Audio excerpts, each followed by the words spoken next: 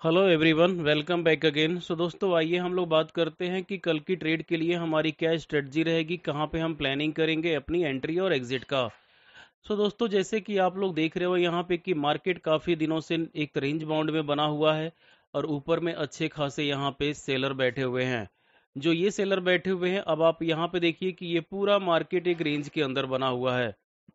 यहाँ पे मार्केट पहले ऊपर गया, फिर नीचे आया, फिर ऊपर, और ये कुछ ऐसे ही ऊपर नीचे का सिलसिला यहाँ पे जारी है। लेकिन यहाँ पे आपने देखा कि मार्केट थोड़ा सा एक बेयरिश ट्रेंड बना दिया। अब ये बेयरिश ट्रेंड बनाया दोस्तों, तो यहाँ पे एक बात तो क्लियर हो गई है कि जो यहाँ पे एक सब रेजिस्टेंस यहाँ पे था, उससे काफी नीचे में यहाँ पे रेजिस्टेंस लेकर के नीचे गिर रहा है। अब इस सिचुएशन में दोस्तों हो क्या सकता है कल के दिन बैंक निफ्टी के अंदर में। तो उस कंडीशन में सबसे पहले अगर आपको ध्यान देना होगा कि यहाँ पे जो मार्केट में बैठे हुए सेलर हैं, लास्ट टाइम पे जो 2:30 बजे 2 बजे के बाद आए हैं, यहाँ पे ये सेलर काफी डोमिनेटिंग है। क्योंकि पहले तो जो लास्ट ट्रेडिंग सेशन था उसमें गैप अप खुला अच्छा खासा, और गैप अप खुलने के बाद से दोस्तों यहाँ पे आप लोगों ने देखा है कि जब गैप अप खुला है तो मार्केट थोड़ा सा ऊपर की तरफ मूवमेंट दिया, और ऊपर की तरफ जब मूवमेंट दिया उसके बाद से फिर से सेलर आ गए 2 बजे के बाद। यहाँ पे देखिए कि नीचे खुला फिर ऊपर गया और ऊपर जाता रहा, लेकिन जैसे ही 51,600 के आसपास पहुंचा, यहाँ पे फिर से सेलर आ गए और ये डोमिनेट करके नीचे गिरा दिए मार्केट को। तो जो भी एक तरह से रैली था उसमें से मैक्सिमम पार्ट तो इन्होंने खत्म कर दिया, जो सेलर आ गए। अभी सिचुएशन में हमारे को दोस्तों, अभी फिलहाल जो डेटा और चार्ट दोनों बता रहा है, उस कंडीशन में हमारे को सेलिंग साइड पे फोकस करनी है। जो हमारी सेलिंग साइड रहेगी, कहने का मतलब पुट हमें बाई करना है।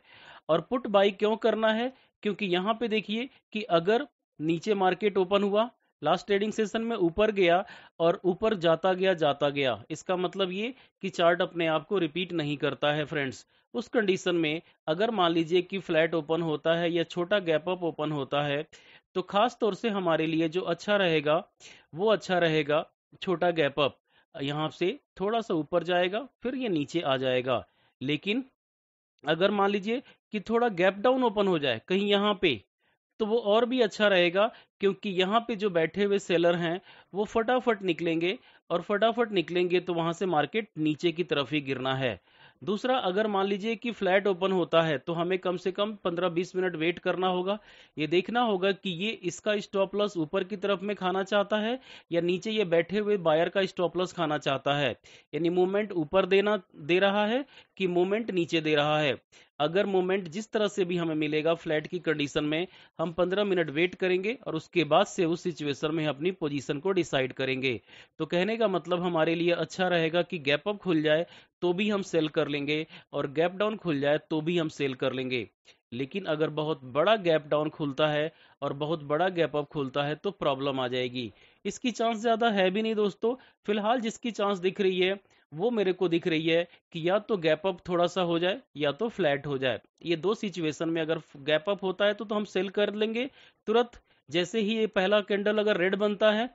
लेकिन अगर फ्लैट खुलती है तो उसमें हम थोड़ा सा वेट एंड वॉच करेंगे, और फिर हम नीचे की तरफ में अगर बनता है तो हम सेल करेंगे। तो बैंक निफ्टी में ऐसे करनी है कुछ तरह से काम हमें। हमारे लिए रेजिस्टेंस का काम ऊपर में 51,711 और 51,521। उसी तरह से नीचे में सपोर्ट यहाँ पे 51,325 और 51,140 का काम करेगा दोस्तों। ये सपोर्ट और रेजिस्टेंस के लिए काम जो है मैंने अप्लाई किया है।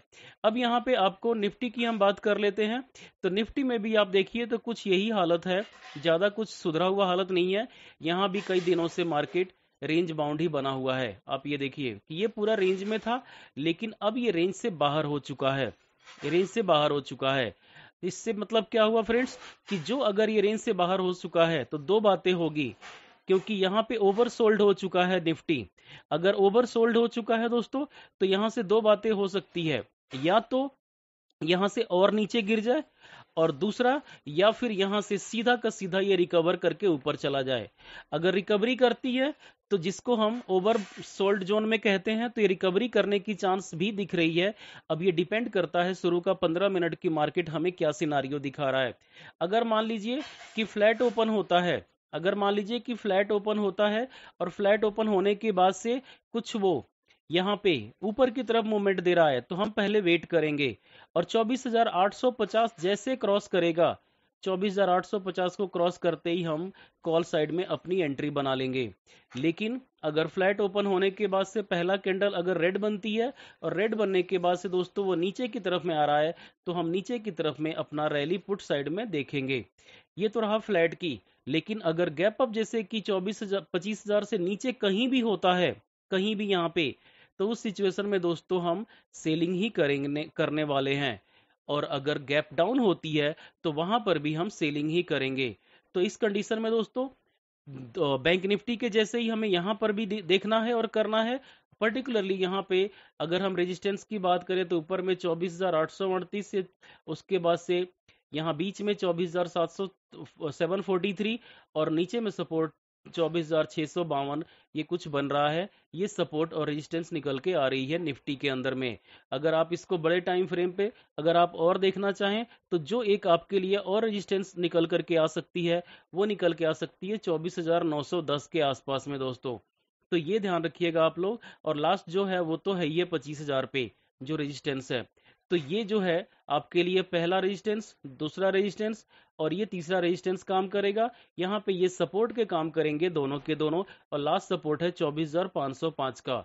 तो ये सपोर्ट और रेजिस्टेंस निफ्टी में निकल के आ रही है और बैंक निफ्टी में जैसे मैंने बताया। बाकी आप अपने हिसाब से डिसीजन ले सकते हैं मार्केट की ओपनिंग के समय 15 मिनट या 10 मिनट वेट एंड वॉच करके मार्केट की मूवमेंट को जरूर ट्रैक कीजिए और ट्रैक करने के बाद से फिर आप एंट्री बनाइए।